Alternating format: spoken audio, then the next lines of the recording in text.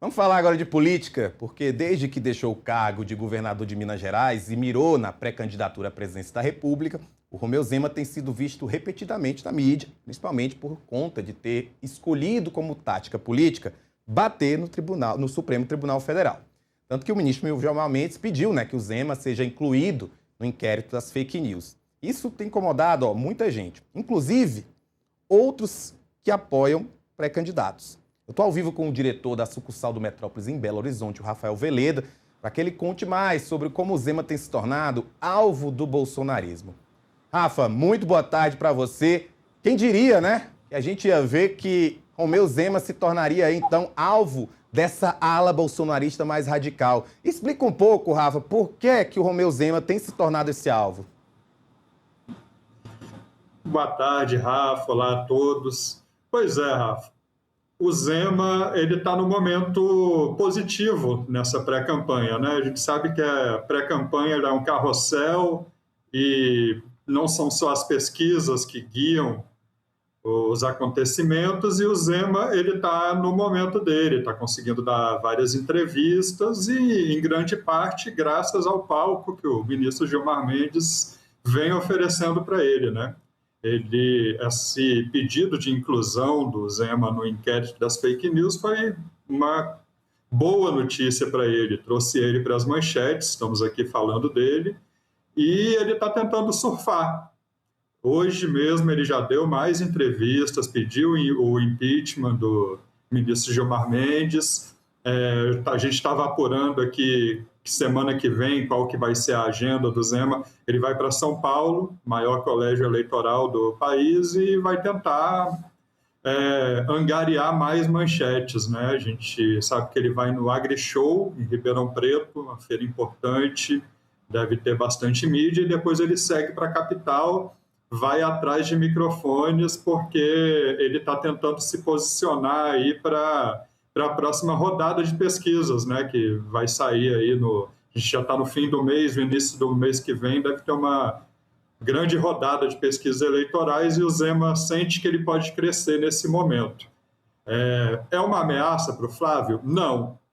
Eu acho que ele não vai se aproximar, o Flávio está consolidado, como líder da oposição nesse momento, mas tem uma ala do bolsonarismo que acha, é um risco que a gente está correndo vindo de um aliado, um teórico aliado, um amigo do ex-presidente Jair Bolsonaro, pessoa que visitou ele recentemente e está aí disputando votos com o Flávio, pode roubar votos do Flávio, incomoda uma ala mais bolsonarista raiz, que já passou a atacar o Zema nas redes sociais. Já diz que ele não é um aliado tão aliado assim do Bolsonaro, nem do bolsonarismo, que ele é um privatista radical, quer privatizar tudo e essa não pode ser a ideia. Estão mostrando aí uma rachadura na direita, na famosa união da direita, que não é tão unida assim. Tão unida assim não, mas um detalhe que chama a atenção é de que, diferentemente dessa ala mais radical, o próprio Flávio Bolsonaro tem defendido o Romeu Zema nessa disputa entre ele e o ministro Gilmar Mendes. Você acredita que essa defesa de Flávio Bolsonaro significa mais coleguismo ou ainda há, na sua concepção, alguma chance de Romeu Zema se tornar até mesmo vice de Flávio Bolsonaro na chapa, e talvez por isso esses acenos tenham acontecido e essa agenda de bater no STF esteja aí se juntando? A chance existe, Rafa. Como conversamos aqui, a campanha ela é um carrossel. A semana passada, digamos, o Zema estava sendo cotado para o vice do Flávio. Essa semana ele já está tendo mais protagonismo, então isso dá força para o discurso dele de que ele não quer ser vice, mas não vai surpreender ninguém se ele for o escolhido e aceitar ali quando vierem as convenções partidárias. O comportamento do Flávio, ele tem sido um político de quem está sendo cobrado muita habilidade nesse momento, porque ele tem aliados que são muito incendiários, como o irmão dele, o ex-deputado Eduardo Bolsonaro, que está lá nos Estados Unidos e ele tem um papel de mais embate. Ele briga com o Nicolas Ferreira, ele briga com outras pessoas da direita. O Flávio vem e não briga, bota panos quentes, ele tenta abraçar todo mundo. Ele sente que o papel dele nesse momento da pré-campanha é tentar unir, se não der para unir os aliados dele, não deixar que a rachadura venha prejudicar a pré-campanha. Todo mundo sabe que os eleitores indecisos decidem a eleição no final, né? A eleição brasileira está sendo decidida por poucos pontos percentuais. Então, o Flávio, já mirando essas pessoas, ele está tentando unir todos os possíveis aliados dele, inclusive o Zema, o Caiado. Então, ele não vai entrar em embate nesse momento e nem o Zema está indo para cima do Flávio. Mas os militantes já não estão se dando tão bem assim. Rafa, você falou assim, o irmão incendiário do Flávio Bolsonaro. Eu pensei, nossa, ele tem várias opções para que ele vai falar agora, mas beleza, você estava falando do Eduardo Bolsonaro. Mas me responde uma coisa, agora é realmente falta de conhecimento político da minha parte, peço até desculpas. Mas a trajetória de Romeu Zema, ela já encaixava esse embate direto com o STF ou está sendo algo mais recente, na qual ele vê aí uma possibilidade de conseguir mais destaque do que está acontecendo de fato?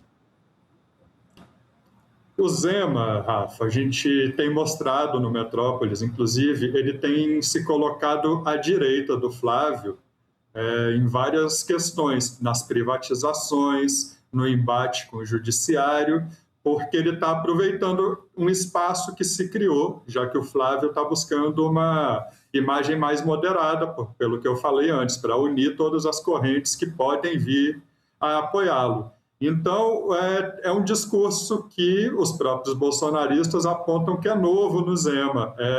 Ele é ex-governador de Minas, né? Ele governou Minas por 7 anos, pouco mais de 7 anos, e o judiciário não estava na agenda, né, dos assuntos que ele tratava, e os bolsonaristas raiz, eles lembram, por exemplo, que o Zema nunca fez uma defesa mais enfática da anistia para os envolvidos no 8 de janeiro, apesar de ele já ter falado que daria anistia se ele se tornar presidente, mas assim, ao longo do processo, ele não fez uma defesa enfática da libertação de quem os bolsonaristas chamam de presos políticos. E então eles acham que o Zema é mais, chamam de tecnocrata, né? De uma pessoa que está pensando no mercado e não no povo. Então a gente vê o bolsonarismo raiz, ele está pendendo mais para essa questão mais popular, um pouco populista até. E aí eles apontam para pessoas que são ligadas à Faria Lima, como o Zema, como pessoas insensíveis às necessidades do povo. Essa é a rachadura que a gente vê na direita. E assim, você não tem que pedir desculpa, porque essas coisas são dinâmicas mesmo. Tem a direita e a esquerda, né, chegando perto de uma eleição, começa a disputar espaços e a gente vê emergirem as fraturas que estavam dormentes ao longo aí dos anos. Você citou um carrossel, eu pensei, eu me sinto mais numa montanha-russa, mais ainda nós que trabalhamos com essas questões de eleição diretamente, todo dia a gente está assim, ó, em cima e embaixo, mas o importante é que a gente está trazendo a cobertura. Inclusive, lembrar sempre, Metrópolis agora tem uma sucursal em Belo Horizonte, trazendo tudo o que acontece nesse estado que a gente sabe é decisivo para as eleições em 2026 e durante todos os anos. Então, assim, Rafa, muito obrigado. Qualquer novidade aí de Minas, só trazer aqui no Agora. Até mais, até a próxima, Rafa. Vamos cobrir tudo por aqui.